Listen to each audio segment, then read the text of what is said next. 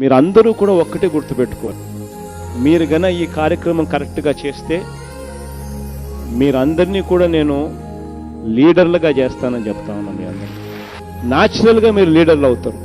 ఎందుకు లీడర్లు అవుతారు?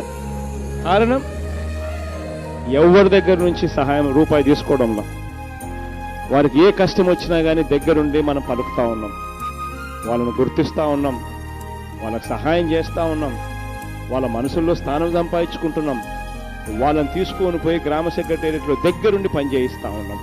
ఇక లీడర్ అంటే ఈ పనులు చేసేవాడే లీడర్ అవుతాడు. This is the definition of leadership.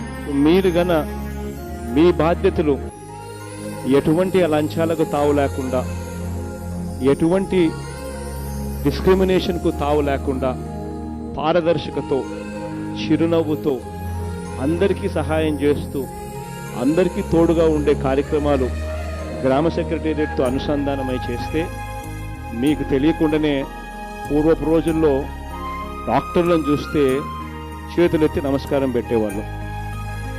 Doctor అని చెప్పి అనేవాళ్ళు. డాక్టర్ ఊరికి వచ్చినాడు అని అంటే, డాక్టర్ చదువు వచ్చినాడు ఆ ఊరికి అని చెప్పి నమస్కారం పెట్టే రోజులు గతంలో. మీ పనులు మీరు సరిగ్గా చేస్తే గ్రామ వాలంటీర్ వచ్చాడు అని అంటే నమస్కారం పెట్టే రోజులు వస్తుంది.